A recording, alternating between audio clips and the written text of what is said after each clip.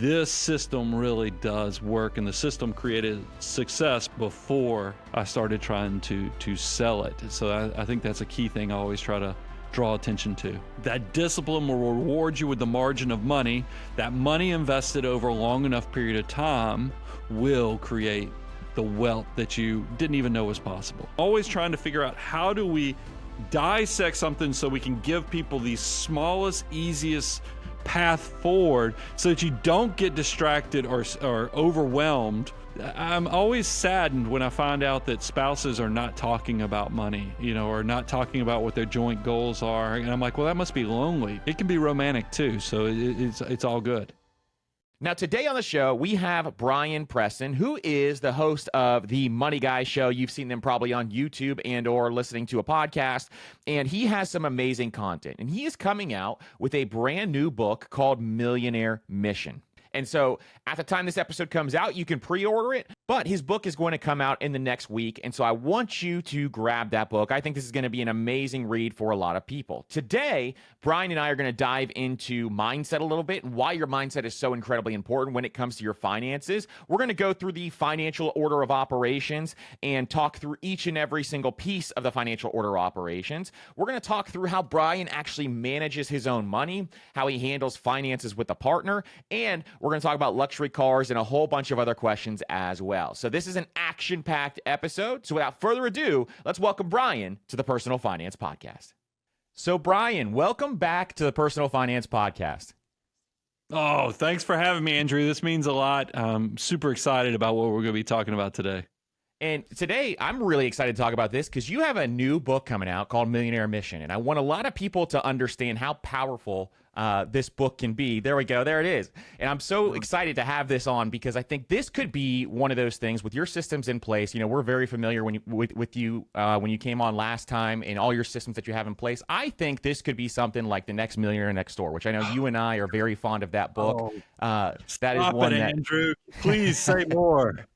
And so that is something I think is going to be amazing. And so I'm really excited for everybody to pick up this book. I want everybody to kind of, up top of this show, I want them to make sure they get a copy of this book. This could be something that's life-changing for a lot of people and their financial situation. Because I know you and I are both believers that we believe that anybody in this world can become a millionaire. And they just have to have an understanding of what they need to do and have the right mindset in order to push forward. So tell us why you got started and why you decided to go out and write this book. Well, I mean, it all kind of goes back to the origin of what even got me into doing a podcast that then turned into a YouTube channel, which has now led to even doing this, what I call tip of the spear, with having hopefully a book that even if you're not familiar with all the content creation stuff, you'll come across this book to get interested and know what you can do. But I remember coming from a family that had more love than money growing up, and watching my dad struggle with, losing his job when I was in middle school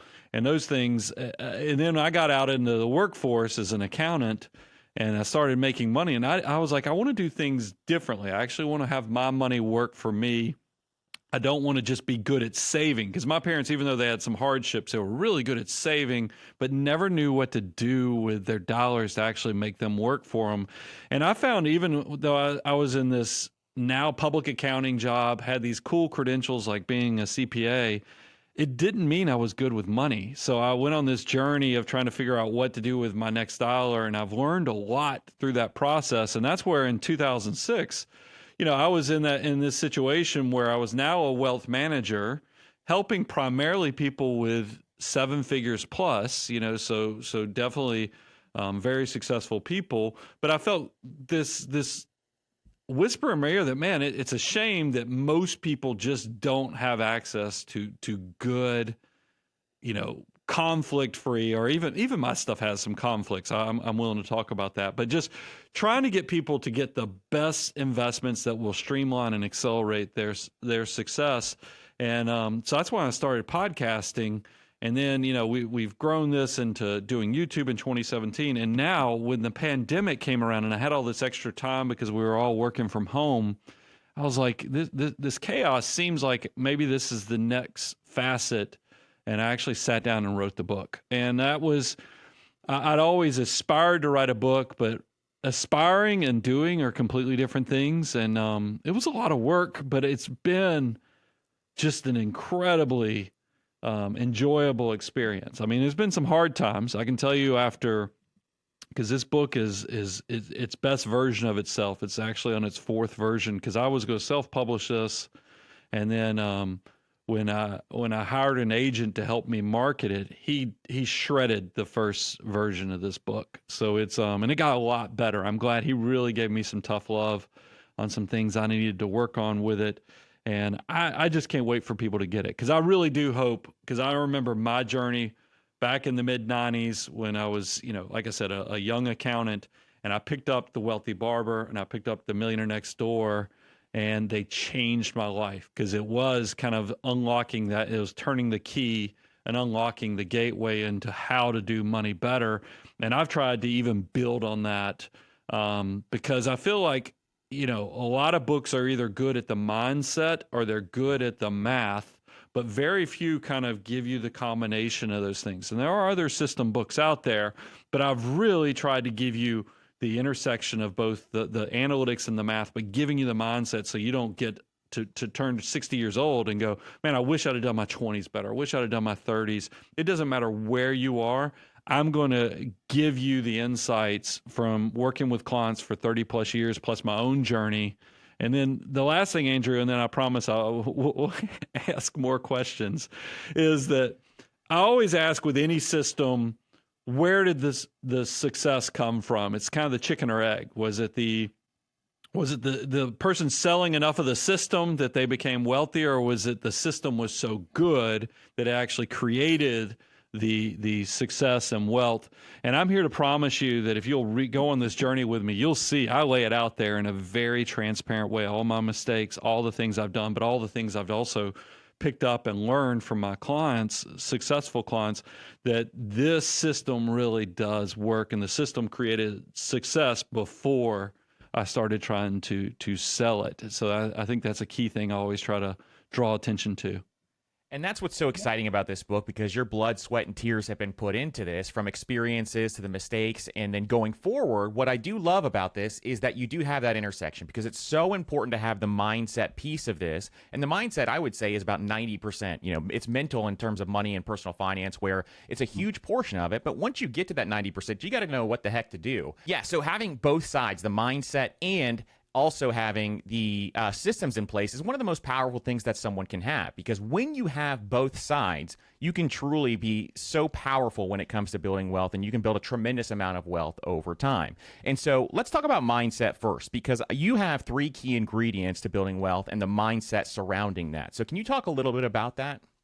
Yeah, I think that kind of what makes our content so unique is that I really am trying to be a student of the craft through all things. And I remember I'd have to go look it up to see when we did our first show on the 3 ingredients of wealth. But I was trying to really take apart what creates wealth and success. And what I found is that first you've got to have discipline. And when I talk about discipline, it's really that key concept of deferred gratification. If you can live on less than you make and be disciplined with the way the income that comes in and the way you spend it, that will create the second ingredient, which is the margin, aka the money. The money is the second ingredient, because you have to have money to kind of work within our financial system.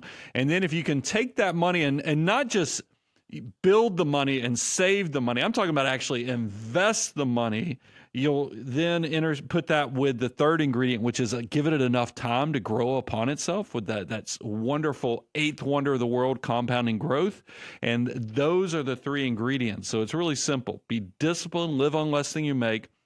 That discipline will reward you with the margin of money. That money invested over a long enough period of time will create the wealth that you didn't even know was possible. And that's the beautiful thing about building wealth, is it truly is simple. It's just getting that mindset rolling and kind of getting to that point in time where you have that mindset in place. What do you think holds most people back from building wealth, specifically when it comes to mindset?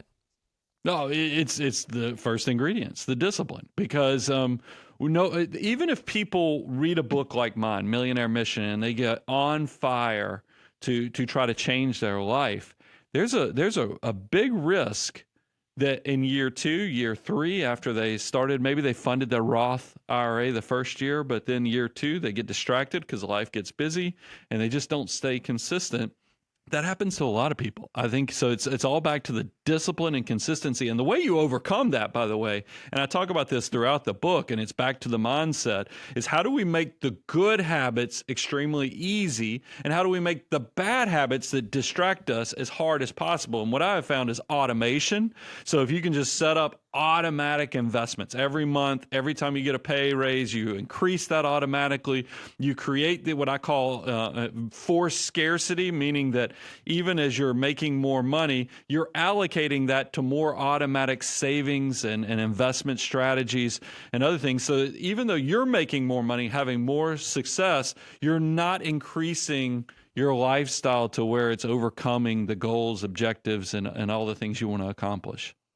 Absolutely. And I think that's the most important thing is first, just establishing that discipline, putting your systems into place. Automation, like you said, really, really helps with that. And then you can get the ball rolling. And once you get that ball rolling, then all of a sudden you can start to see all of this start to compound and flourish, and you're actually accomplishing your goals and you're doing the things that you want. And it is so freeing, having relief of that stress and that anxiety around money, which is what we're all trying to teach people how to do here, which is absolutely amazing. So one of my favorite things, because I am a fee-only financial advisor, is my day job, is that I look back, and I've been doing this now for right close at 30 years, is I look at my client list, and they're the ones that I really do attribute that I made them wealthy, because every year when, as we're having meetings, I'm like, hey, I notice your cash is starting to build a little bit.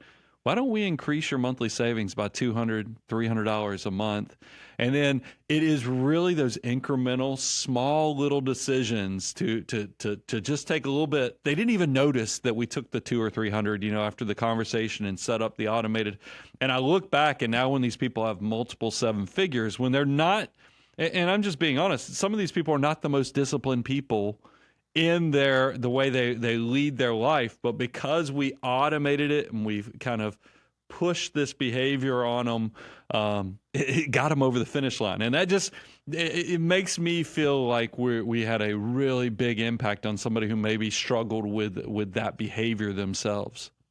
That's absolutely amazing. And that kind of reminds me of something we just did on a recent show where we had somebody increase the amount that they're saving for $300 per month. And so $300 per month, they invested it with an 8% rate of return.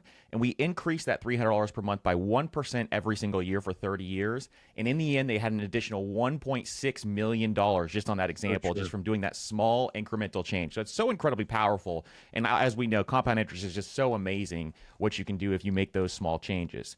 Now, everybody always, they see, hey, I want to have $2 or $3 million, and they get overwhelmed thinking, well, I make $50,000 a year. How am I ever going to get to $2 or $3 million? And I'm like, don't look at it as the big objective. You won't start anything big in your life if you look at how complex are all the steps. You've got to break it down into the simplest. What are the next steps? What's the small decision to make? And that's exactly why the 3 ingredients to wealth, other things, I'm always trying to figure out, how do we dissect something so we can give people the smallest, easiest path forward so that you don't get distracted or overwhelmed with the complexity that will happen. It just happens naturally, but don't get caught up in that in the beginning. Focus on the small decisions and the little things you can do to keep the process going forward. Exactly. And speaking of those small decisions and the roadmap to do this, last time you and Bo were on here and we talked about the financial order of operations, and you guys dove into, just the steps and did a quick overview of what those steps are. So can you talk about the financial order of operations? And there it is. There's the laminated version, which I love. You got to shake that thing. And this is, I remember kind of the origin story for this. This is, I don't know, 2014, 2015, I saw on LinkedIn, there was a question, and they were using symbols, but they were putting parentheses and exponents, and the symbols represented, numbers, and they were saying, can you solve this math problem? And I remember looking at this question somebody had asked. And I see these from time to time now, and everybody was getting it wrong, and I was like, these poor people do not remember PEMDAS. Please excuse my dear Aunt Sally, where you got parentheses, exponents, multiplication, division, addition, subtraction. And I was like, and then it hit me. I was like, wait a minute. If people can't even do basic math and get it right, finance is the exact same way. There is definitely an order of operations with everything you do financially, and that also will unlock the ability to what to do with your next dollar. That's the most important thing, because it's back to those small decisions.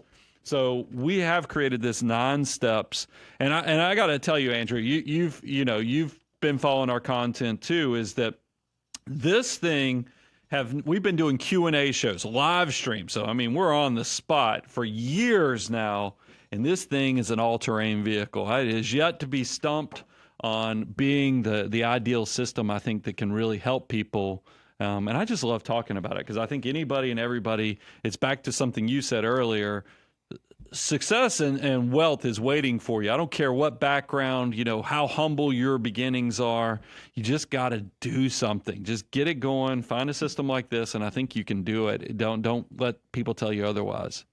Well, let's dive deeper into it, because I think it's really, really powerful for people to understand this and understand, how you guys have laid this out and put this system into place. Because I think this is something where if they know where to put their extra dollar, like you're saying, their very next dollar, it can be really, really helpful to really just simplify your finances, which is what we're talking about, and just kind of make it easier for most people. So the first one is deductibles covered. Can you talk about deductibles covered and why you want to have your deductibles covered?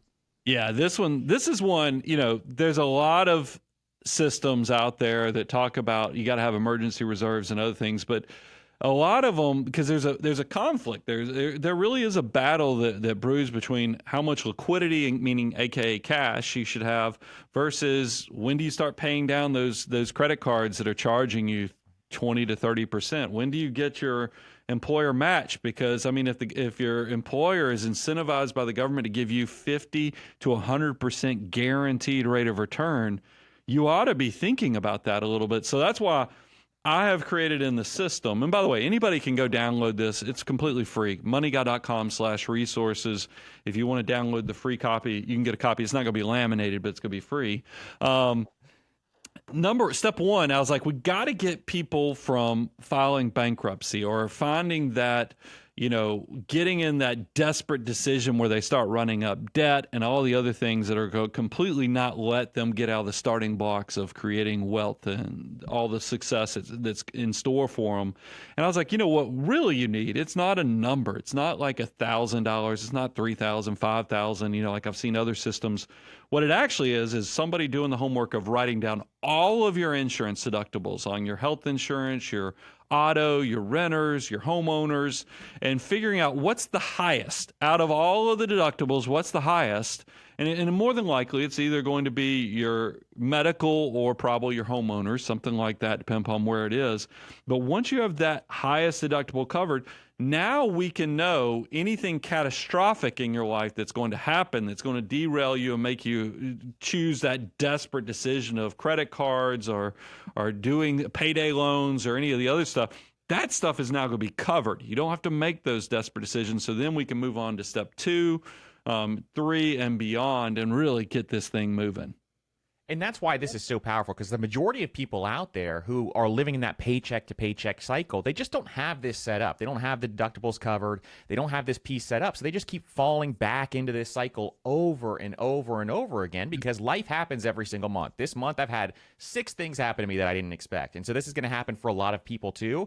And so making sure you have this available is going to protect your wealth building ability going forward. And so it's just so important to not skip this step and make sure you have this first step in place. In my opinion as well. So I think this is just really, really powerful stuff. The next one is employer match. Now, the employer match is something that really, it can accelerate your path to wealth with making some of these small decisions as well. So can you talk about how powerful the employer match is and why it's really important to do this up front?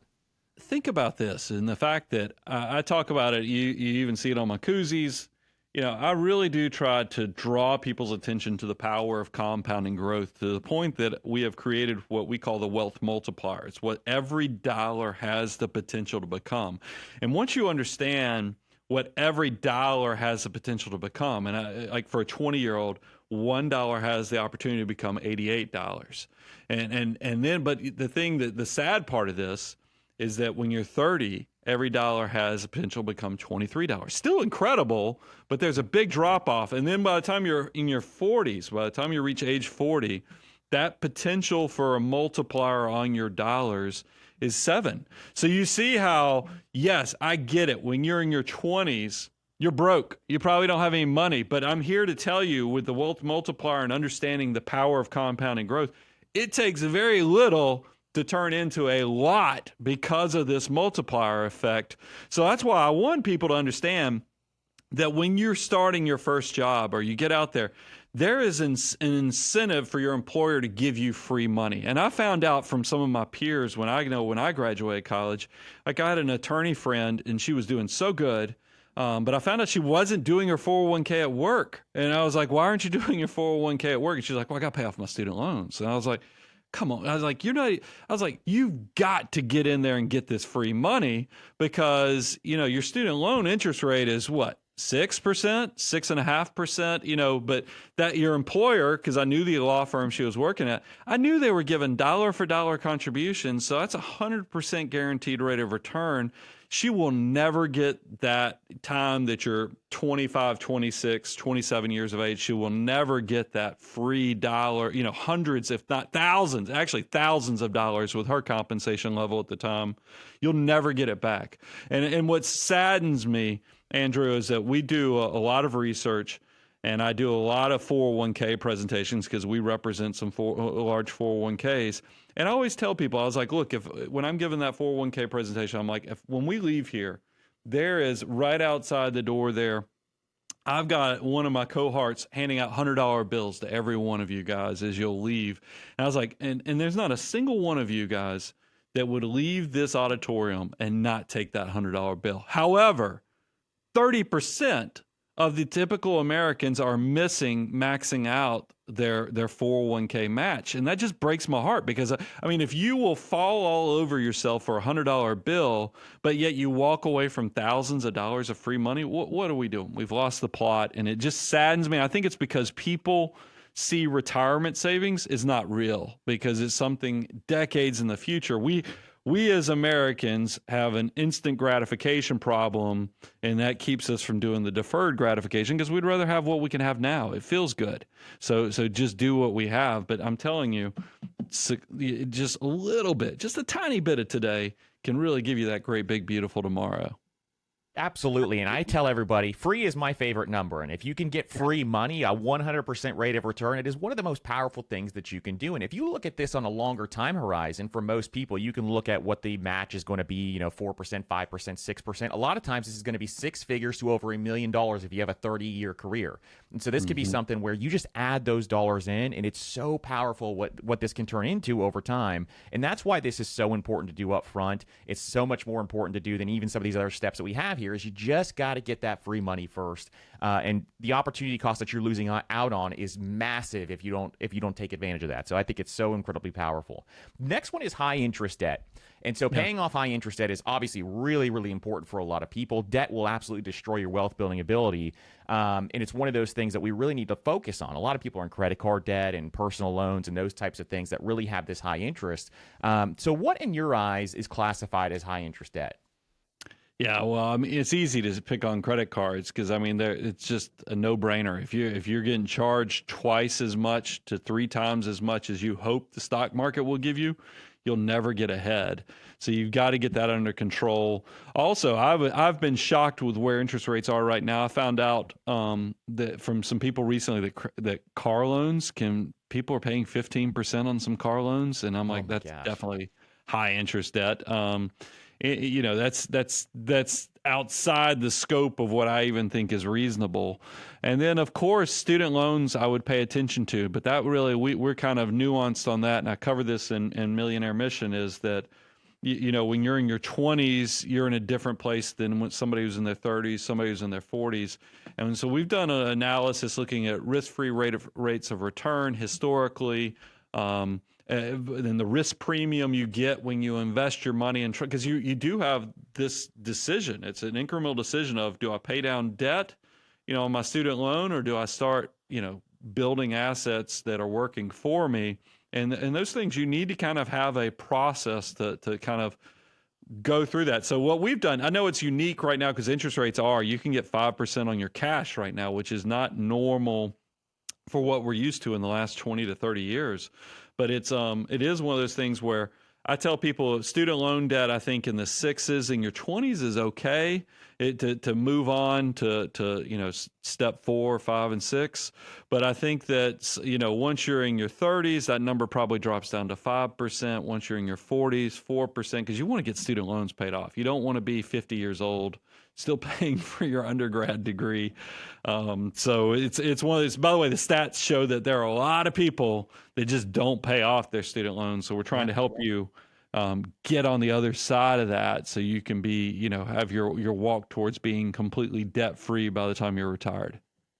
And here's one of those scenarios that I think a lot of people think through as they start to pay down some of this high interest debt is they want to get rid of that high interest debt, but at the same time, they don't want to lose out on the time horizon of compound interest by investing their dollars. Is there ever a scenario that you can think of where someone should be, paying off high interest debt and starting to invest at the same time?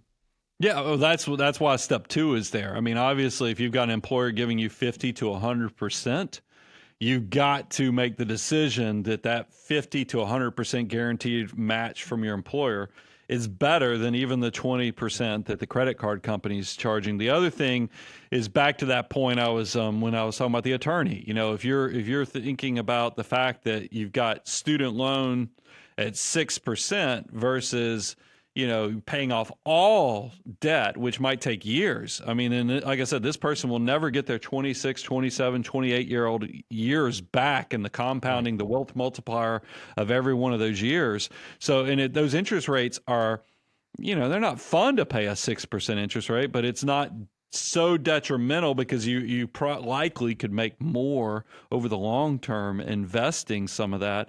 So there's a time and a place. I always say, there's a conflict that's going on, and debt fits into this, is that you've got get wealthy behaviors and you've got stay wealthy behaviors. And we try to give you the perfect, balance between those so that while you're in your 20s and 30s and that money is worth so much because it has so much time to compound upon itself, there's strategies of where do you prioritize investing versus debt. But as you get wealthier, say post 45, where your wealth multiplier is much, much lower, and you're now thinking about, I'm going to retire in 15 to 20 years anyway, that's stay wealthy behaviors. We got to extinguish as much debt as possible. But there is a delicate balance between the maximization and de-risking your portfolio. But I always think when I talk to debt crusaders, because I don't like debt either, but there are people who kind of get it out of sorts and all they want to do is pay off debt. And I'm like, well, there's a big risk you won't be wealthy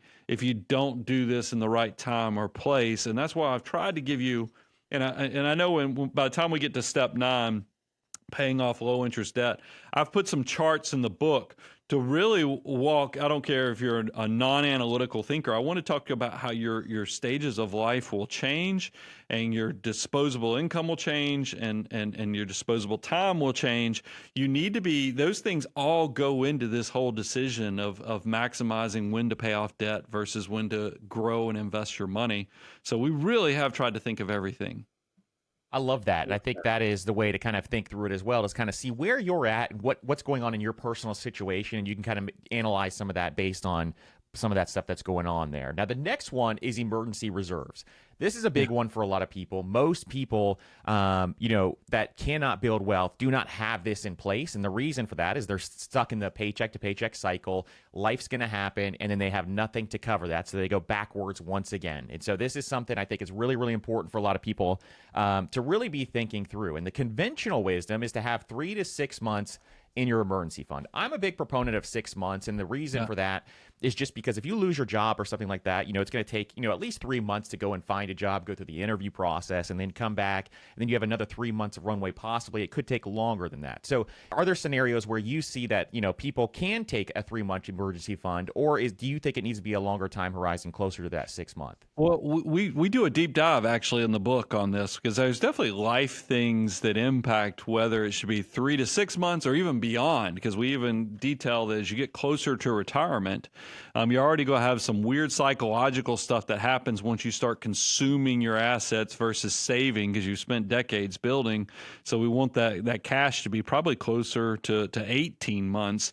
But when you're in the workforce earlier, obviously, if they're two income household, or you have a harder job to replace, or you have more dependents, counting on you, all those things go into that.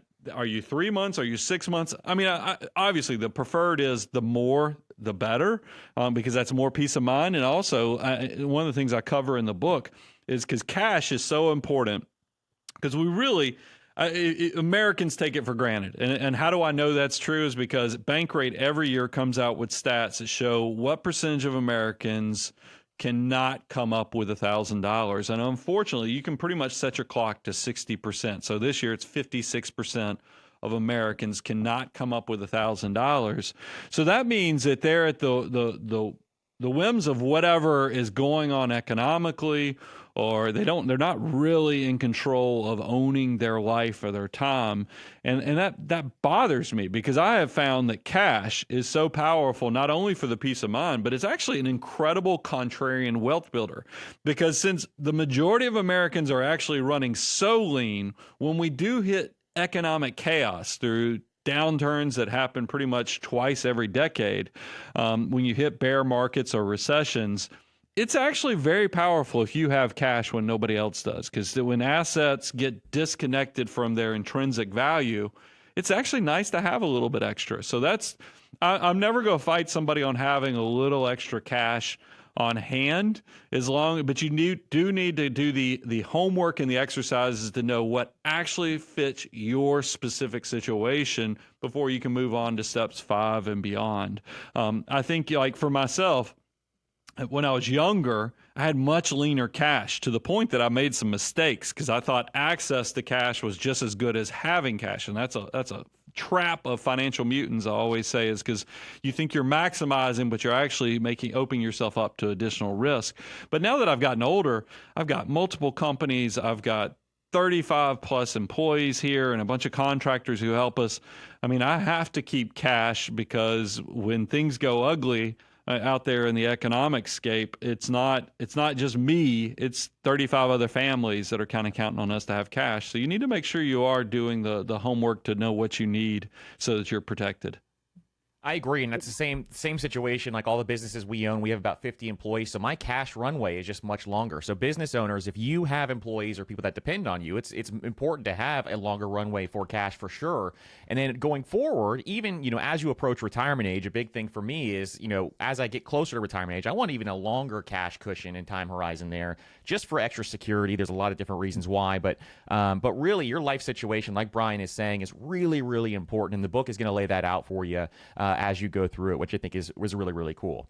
Now, the next one is one that our listeners are very familiar with hearing, and people have told me, stop talking about the Roth IRA, stop talking about the HSA so much, but I love talking about it because it's so powerful what these accounts can do. So the Roth IRA and HSA are next, and so if someone had access to both, which one would you have them pick, or is it depend on the situation in terms of how they would actually handle that?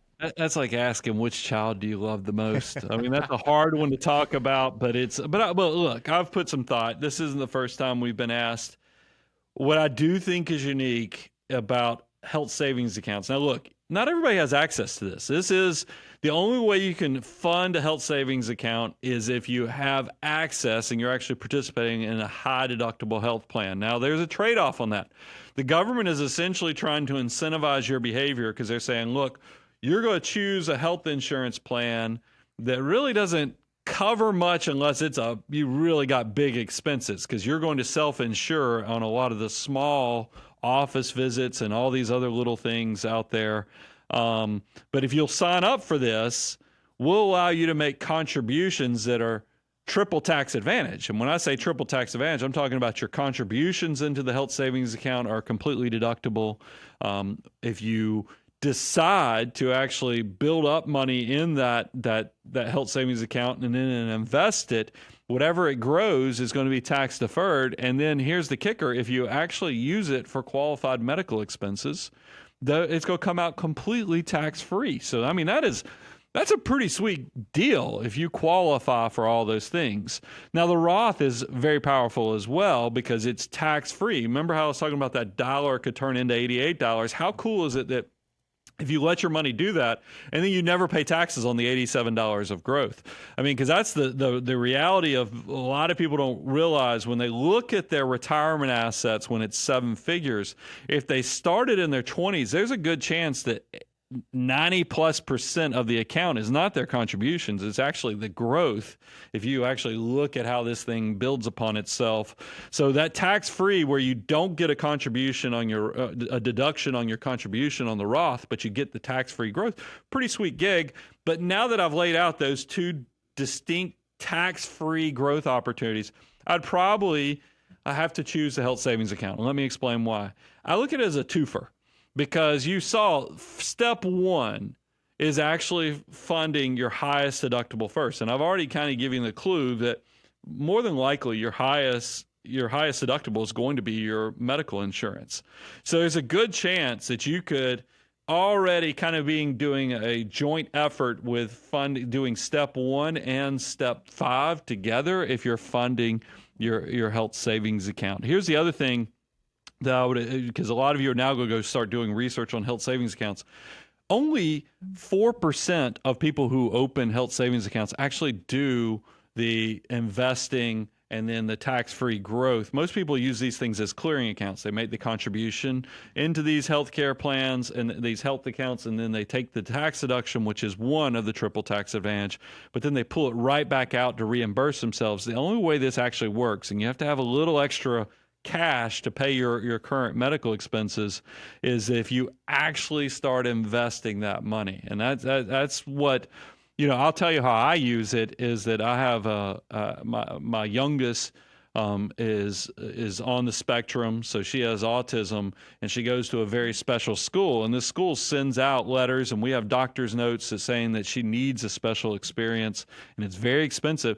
So I'm letting my health savings account grow upon itself, and I'm hoping that many times over, I'm going to get back some of that tuition for all these years that we've been putting her in this specialized school. And that's a great thing. That's, it's a really cool opportunity to let your money work for you and then reimburse. And then even if you don't have a special situation like I have, Fidelity, estimates that healthcare costs and retirements are going to be hundreds of thousands of dollars. So this could benefit everyone. Absolutely. And I think that's one thing where I think the step that you're pointing out here is to invest the money inside the health savings account. Most people miss that step, especially if they're getting it through their employer. Sometimes their employer just doesn't explain that portion of it. That's the powerful part about this account is you can invest those dollars and then reimburse yourself on the back end. And if you're thinking through, well, how do I keep track of this and all that kind of stuff? I just kind of throw all my receipts in a Google Drive. And just label it by year, and then I have a little spreadsheet there. It takes like 2 minutes every time. I know it's annoying, but it really is helpful, down the line, just to kind of track where you are and how much you can reimburse yourself. So it's one of those things that I think can be really, really helpful overall. Now, the next portion is maxing out those pre-tax accounts. And pre-tax accounts we know are the 401k, the 457, 403b, all of these different accounts that are out there. And so is there ever a scenario where you would max out pre-tax prior to something like the Roth or the HSA? Well, it really all depends. We give the details as, look, Roth is incredible. I mean, but remember, you're not getting a tax deduction. So while you're young, both young and in a lower tax bracket, load up on the Roth employer plan, because that's going to really benefit you. I don't think taxes are going down in the long term. So I think it's a great opportunity. So we've actually put a number on. I think if your marginal rate, meaning the tax rate you pay on the next dollar of income, that's going to be the highest rate, and add both your federal and state. And if it's over 30%, I like to say it might make sense to do pre-tax. So, and look, we had somebody who was on our Q&A yesterday with a question, 26 years old and their household income was $250,000, that person, even though they're 26 years old, probably should be doing pre-tax. And you're like, why? Why would you do pre-tax? Well, first, that deduction, when you're in those higher tax brackets, think about the fact that, especially if you live in one of these higher tax states, if you had 40 cents out of every dollar going to taxes, that's money that if you put it into the pre-tax might be eligible to go somewhere else for you because you took the deduction, it lowered your taxes. Now you have more take-home pay. Maybe you can do a backdoor Roth contribution. You can do more after-tax savings. There's all kind of things that potentially could help you bridge that. But that's what, once you start making more money, take advantage of the pre-tax, because here's why. If more than likely, if you're a hyper saver like that, you're thinking you're going to leave the workforce earlier than the 75 that the government mandates required minimum distributions. And it's amazing once your earned income falls off and you enter into retired status. A lot of states give you tax favored status for older people. A lot of your income will be tax free, tax exempt. As well as you'll be in a lower tax rate just because you won't have all that earned income anymore. And now you might be in a situation that you could convert some of that growth, those accounts that they grew, and you could convert them into Roths at much lower tax rates than the higher marginal rates that you're paying while you're in the workforce. So that's why it does make sense to pay attention to where your taxes are, what your age is, and I lay all that out. I mean, if this sounds nerdy and you're like getting lost on some of this, I have tried to write this in the most approachable way, but to consider it like a CPA, a Southern CPA, just like I am, where yes, I'm going to give you all the nerdy stuff that an accountant would tell you, but I'm also going to write it in a way that you would not feel intimidated by at all. And that's the type of stuff that I've tried to put in here. Like I said, the nerdy math is in there, but I've tried to make sure the mindset keeps it to where it's digestible and easy to understand, because those are important things. Another thing, Andrew, I would draw attention to, a lot of people, maybe if you're not a six-figure person, you're like, wait a minute, I'm never going to max out my 401k, because that's, now that's $23,000 a year. What am I going to do? Because that would be a lot of my income. I'm like, look, 25% savings rate is what you need to hit. Once you hit 25%, even if you're not fully maxing out, you can move on to step 7. And then also realize if your household income is less than $200,000, you can include your employer match in that percentage calculation. Because I understand when the lower your income, the closer you are to needing every dollar that comes in to just cover housing, healthcare, and just keeping the family fed. So I've tried to give you things to think about, and also things that help you to accomplish your goals, because your needs are different from somebody who's making $250,000 a year. Exactly. And I think that is the most powerful thing, is looking at your own personal situation, looking at that tax situation, and that can really just help you assess, where you need to go with these dollars, and, in tandem with your CPA and everybody else on your team. I think it's just really, really important to kind of look at that before you make that final decision. Now, the next one is hyperaccumulation. Now, this is the fun stuff, I think, is the enjoyable portion of this is hyperaccumulation. Brian, have you ever played pickleball before? All my neighbors do. I played high school tennis, so I'm sitting here thinking, why am I not playing pickleball? Because everybody who I know who plays pickleball, it's kind of like CrossFit was 10 or 12 years ago. All my friends who play pickleball talk about it constantly. So it must be awesome, but I have never played.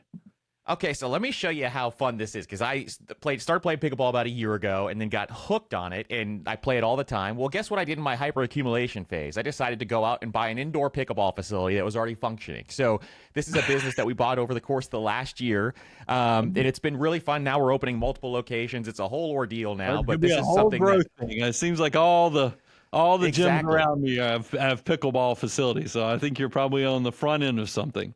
Exactly. So we're excited. We're kind of rolling through this, but this is the fun part, because you got to hit these first portions first before you can do this. And there's so many different ways to kind of go through hyperaccumulation. But can you kind of talk about what you can do in this phase and some of the things that are available here?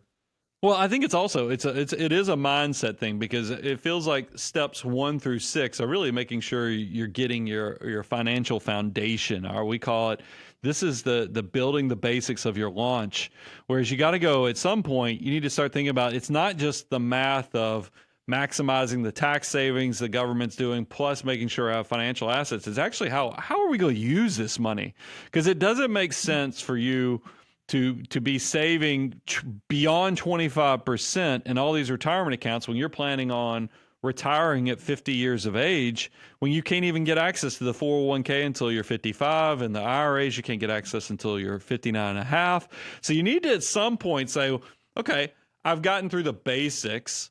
How do I use this money? Begin with the end in mind. And that's where I do like hyper accumulation stages, because this is once you've already automated your process, you're saving beyond the 25%, hence the name, hyper accumulation, is that this is where you're going to look at the 3-bucket strategy. When you're looking at your after tax, which is your individual and joint brokerage investment accounts, you got your tax deferred, more than likely that's your employer match, and then you got your tax free assets, the Roth and the HSA.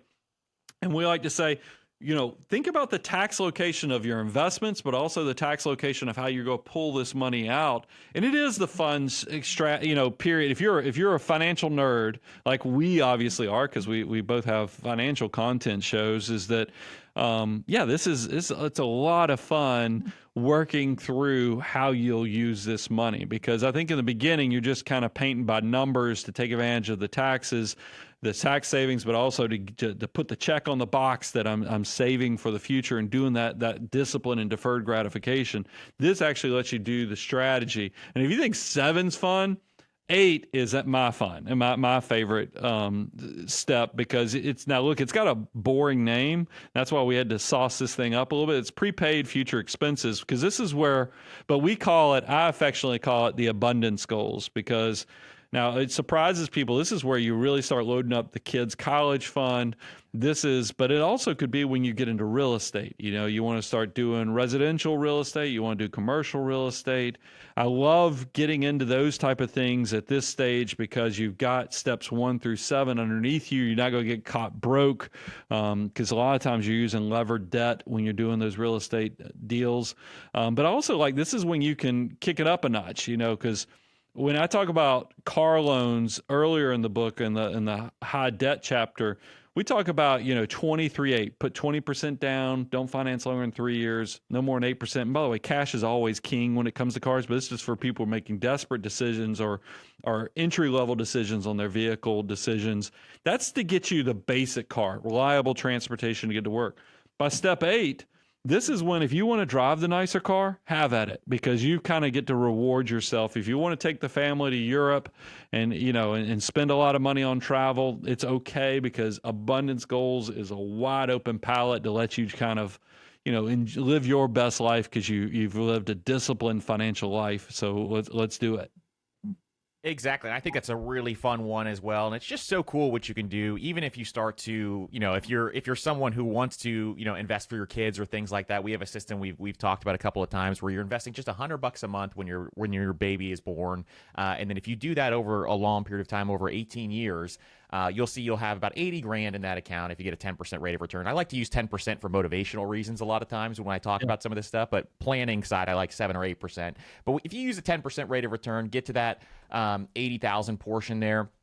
And then over time, if you don't touch those dollars again, your kids can have $7.6 million by the time they're age 65 in that account if you just do not touch those dollars. So it's so cool, just some of the stuff you can do with these future expenses. And like you said, paying for college, paying for other types of funds, or any type of thing you want to do with your family. There's a lot of cool things that you can do here as well. On that, because I did that with both of my daughters. I started the monthly investments when they were young, but then additionally, because it's one thing to load them up, but you got to get the mindset right, because unfortunately, a lot of successful families, their kids, it doesn't hit in the second and third generation statistically. It just doesn't. So that's why it really impresses me when people find out they come from money and they're really good with money. I'm like, what did your parents do? Because they obviously got it and they taught you, or something was different.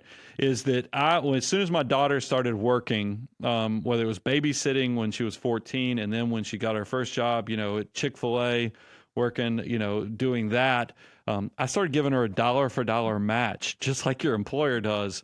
to fund her custodial Roth IRA.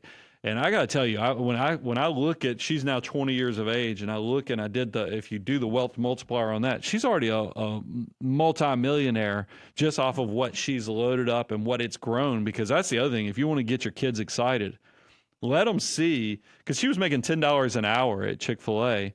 And I was like, do you realize your account is up like $7,500? I want you to go figure out how many hours you have to go work to get $7,500 worth of growth. And it just like, whoa, and I was like, that's the power of your army of dollar bills. If you really do this right, your money can work harder than you can with your brain, your back, your hands, but it doesn't happen overnight. It's a slow, steady process. And that's when teaching your kids well, especially if you're doing well with your finances, don't try to shower them with everything. Put some scarcity in their life, but also prime the pump so they're good with their money as well. I completely agree. It's the most important thing that you could do is teach them that skill on how to manage their money. And the Millionaire Next Door, I think I even mentioned this when it was talking through that book, is like most of the millionaires that they surveyed in that book also had, self-sufficient kids. And so that was really, really important that they actually had that financial education. And I think it's really, really powerful what you can do. The last one is low interest debt payments. And so this is one where if you want to pay off low interest debt and look at a lot of people's mortgages and things fall under this, you can do that. So is there a situation where, someone has anxiety about debt, they just hate debt, they get stressed out? Is there a situation where you say, hey, just more power to you, go pay off that earlier? Yeah, I mean, look, I give a lot of grace because there's always a relief valve for somebody who just is anti-debt. I'm like that. I'm not pro-debt. I mean, look, it's a tool. It's a dangerous tool. I always say it's chainsaw dangerous. And the fact, cutting down trees, you want to have a chainsaw, but it also can cut off your legs. So you have to use it with respect. And if you're not scared while you're using it, you're probably using it wrong. But there are people out there, just like there's probably people that don't want to use a chainsaw. There's people that don't want to use debt. But I would just say that just make sure you're not neglecting the get wealthy behaviors. So what I always say, if somebody who tells me they want to have their house paid off by the time they're 40, I'm like, that more power to you. Just make sure that you're doing that after you reach saving and investing 25%, because maybe that's a step number 8 abundance goal, that you're just now dumping more money on that low interest mortgage. Is it about maximization at that point? No. This is about the stay wealthy behaviors, de-risking. I'm okay with that. What I don't want to see is that you're in step 3, you pay off your high interest credit card debt, and then you, instead of start funding your Roth and other things, you're loading up paying down that 3.5% mortgage. I mean, that's a disaster if you're in your 20s and 30s over the long term. It might feel good emotionally that you're wiping out this debt, but it's not going to be what gets you wealthy. So that's why when we talk about this, and I lay this all in, like I said, very deep dive in Millionaire Mission on the fact that sub 45, you really need to understand how powerful every dollar has the benefit of growing, and versus post 45, knock it out the debt, because hopefully you've already made the hard decisions when you were under 45 years of age, when compounding growth was doing all the heavy lifting for you. So just don't get that out of whack. It also, if you'll use our systems, it's going to give you a little extra grace while you've got a house full of kids. And then you're going to find out one day that, the kids are getting older, they're starting to leave. That's all built into the system as well, because I think there's a lot of systems that tell you only do 15-year mortgages and other things. I'm like, yeah, that's great. And like me, my current house, because there's a stat out there in the financial world that millionaires pay their house off in 10 years. What's hidden in that stat is it's not the first home. It's like the second, third, or fourth home of this millionaire, because it's like myself. I bought this house in Franklin, Tennessee. The debt will be extinguished here, and I haven't lived in the house for 10 years. But this was my third house, fourth house. I'm trying to think of what when I was upgrading from beginner home to end. So I just don't see a stat like that and not know the why, because when you're 8 years old or 33 years old and get your first home, do not be wide open to get that low mortgage. Now, look, I know right now mortgages are 6.5% or so, and you're like, well, is that high interest or low interest? And it all is back to that risk premium versus where we are. I think that I still would wait with a 6% mortgage to step 9, because you're going to have the opportunity to refinance. Rates will come down at some point, whereas it's hard to get that money back into the Roth when you're 26 years old or 32 years old. I just, that stuff breaks my heart, because I mean, when I talk about what your money can become, I mean, a 32-year-old, I mean, every dollar is worth $18. You're never getting that back. You know, for a 28-year-old, every dollar is worth $29.7. So you're never getting that back. So just understand, and if you want a copy of this, you can go to moneyguy.com/resource to see specifically what every dollar has the potential to become.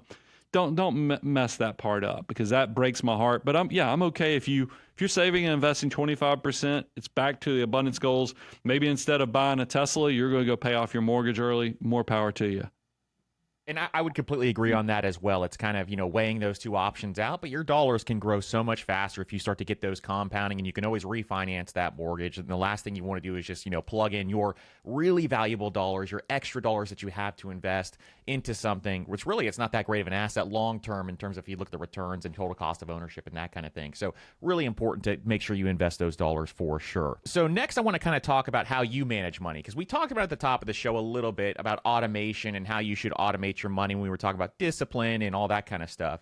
But when you automate your money, what does that process look like for you? Let's say, for example, your dollars hit your checking account. What does that kind of look like from a total automation standpoint? Yeah, I am a full blown case of financial mutant, and the fact that I've kind of gotten ridiculous. And by the way, if this helps sell some books, I put it in there on purpose, because it's back to, does the system create the success, or was it, how good the system was created the success? Is that the last chapter of this book is actually what I do with my money. And I go a full deep dive and try to be as transparent as possible with how I'm managing my own family's money. So that's why this is a great question. I have it coming out every week.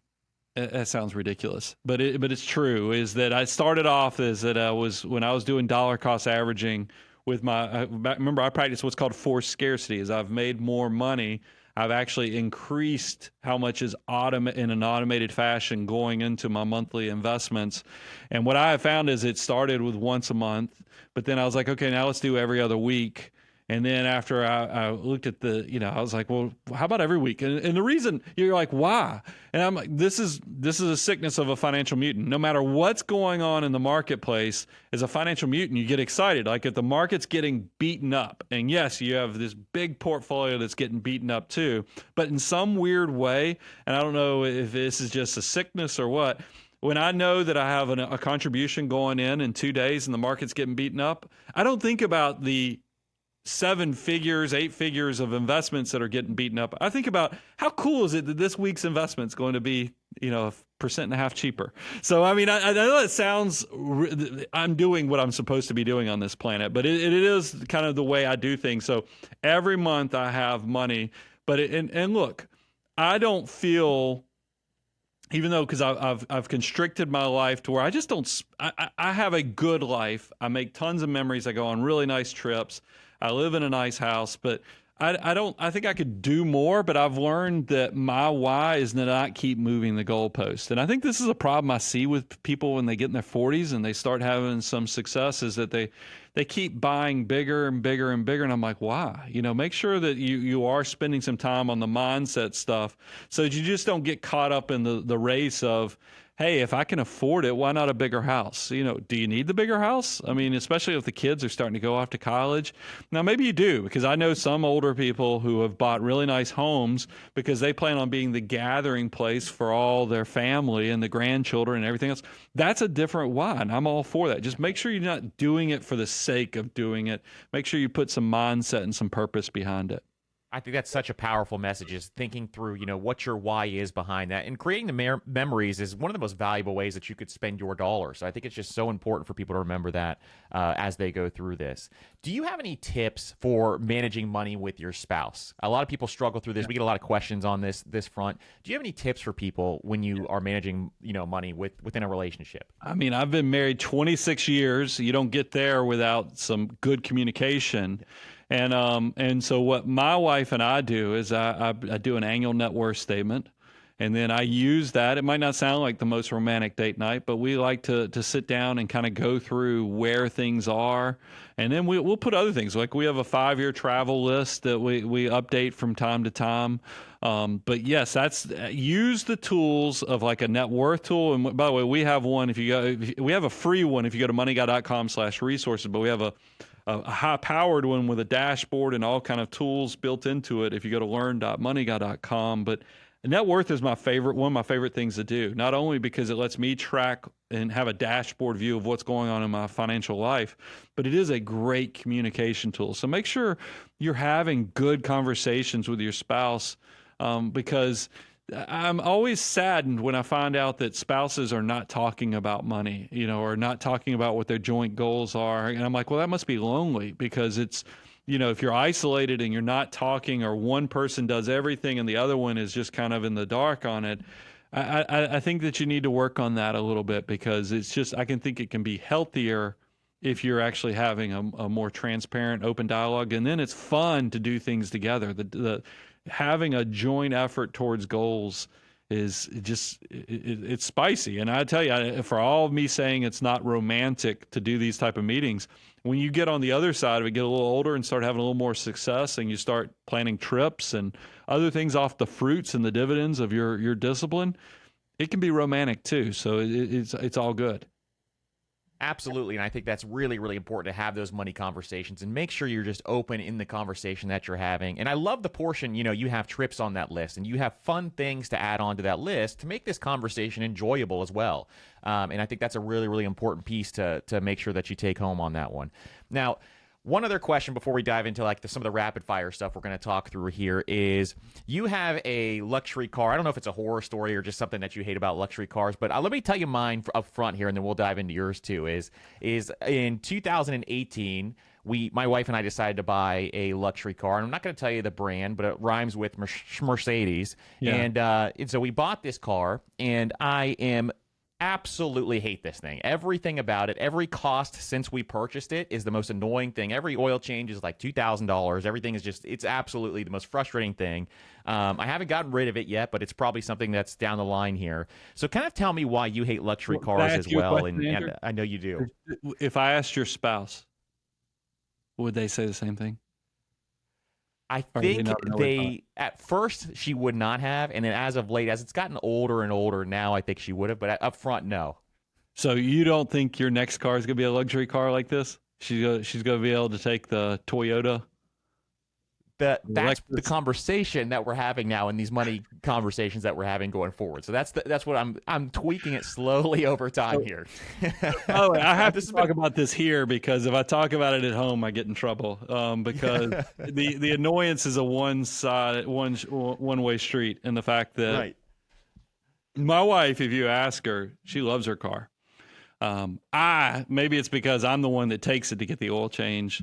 I have asked these people if they're embarrassed of themselves for what they're charging for everything. I mean, I remember the first month, it's a European car, by the way.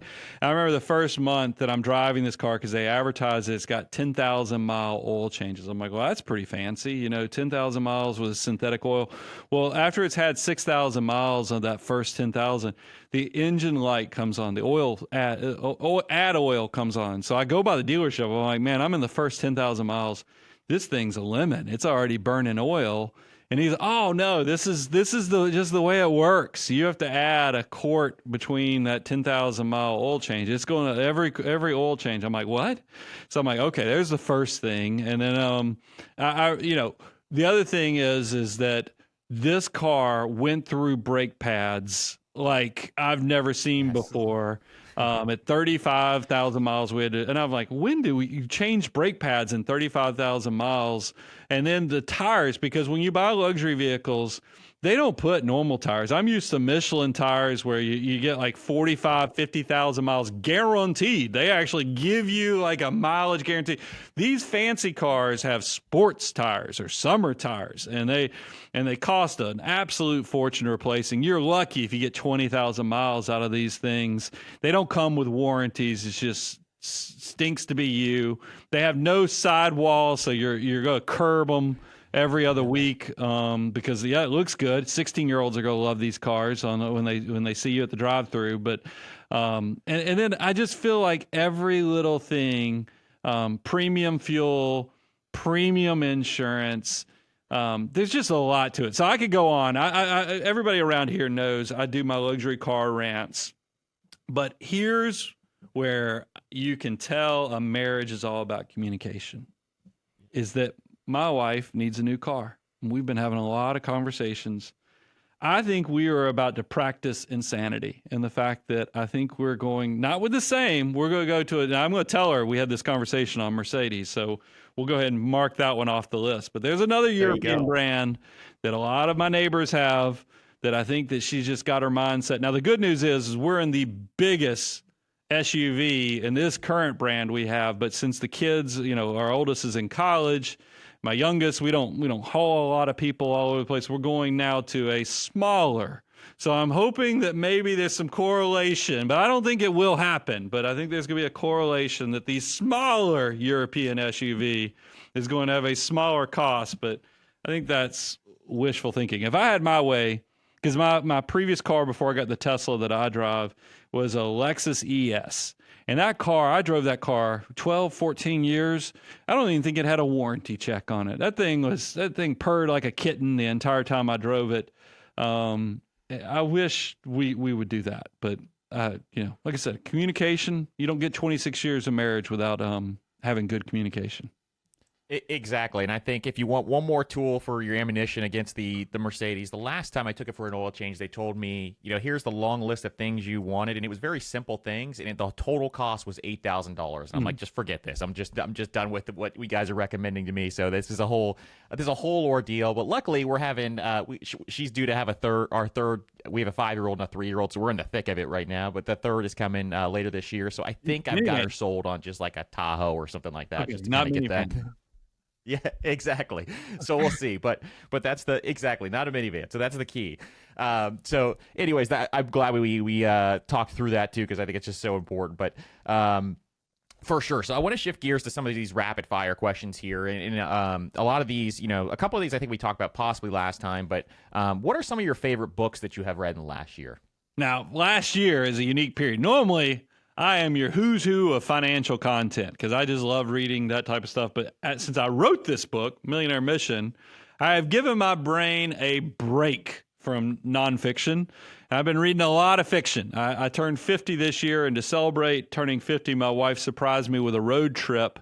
So we went down this whole rabbit hole. I don't know if you've heard of these books, but Fourth Wing. I mean, it's a lady series. It's okay. I'm embarrassed that I'm telling you this, but it's okay because if it makes good communication and we listen to this audio book together and then we continued reading it later. That took a lot of the year because these books, I think her name is Rebecca Yarrow or something like that. These books, like if you do the audiobook, it'll be like 26 hours. And you're like, holy cow. After recording an audiobook, I really have respect for the artist that was performing that audiobook. But it's the other one, since I am turning 50, I have read some nonfiction with How Not to Age and then Outlive.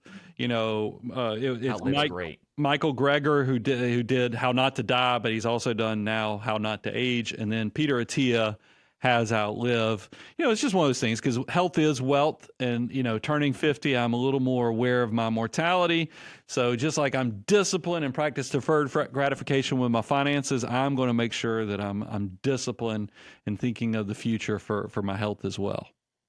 Absolutely. Those are great ones as well. And I love Outlive. What is your biggest fear when it comes to money, if any? It's changed over the decades. I mean, in the beginning, because since I didn't come from money, there's this whole relationship. Do you have enough?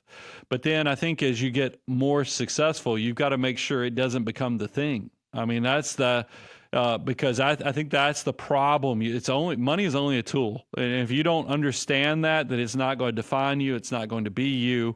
You have to do that work yourself to figure out who you are, what makes you comfortable in your own skin, what you value, and what wakes you up in the morning to feel like you have purpose. Make sure that's not just being driven by what you have in the bank account and or what's in the investment account. So it's easy for a wealthy person to say that. That's like I said, it's changed over my life, because in the beginning you're just trying to get enough so you can get to that stability of paying your bills.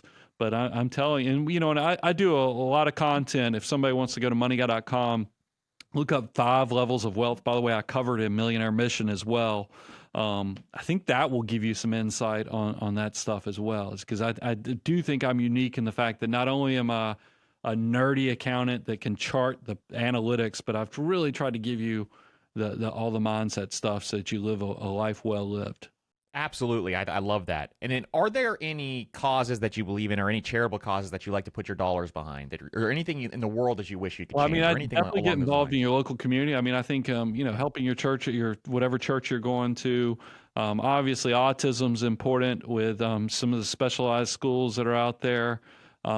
There's lots of things like that just give me purpose, and we've tried to support. And then mental health. Like, I was just at a charity event 2 weeks ago. I think post-pandemic and everything else, there's just a lot of healing that needs to happen. So just look out there and see if there's some charities that you want to pay it forward, because that's the thing that everybody needs to be generous. I think being generous is a ground rule 0 in our 9-step system. So make sure, even if you don't have money, give your time. Absolutely. And the last one is, what does wealth mean to you? Oh, wealth for me is really the intersection of the money, but also having the purpose. That's living in abundance when you can do that. But you don't get there without really putting some thought into it. It's not something you just, play a lazy role in your own life. You have to really put some time and thought into what money can and cannot do for you. So that's the whole purpose of when I talk about abundance. It's knowing who you are, what I value, and like I said earlier, what gets me up in the morning to wake up and be excited to attack the day. Absolutely. And Brian, thank you so much for coming on today. This has been absolutely amazing. This has been so valuable for everybody listening here today. Where can people pick up Millionaire Mission? And right now, I think they can pre-order it, and then they'll be able to order it if you're listening a couple days later. So where can they pick that up? Where's the best place to grab it? Andrew, thank you for the platform. I mean, moneyguy.com/Millionaire Mission. We're going to tell you every bookstore, every retailer, everything that you can buy it. We also might be some perks, because we're running perks all the way up to launch.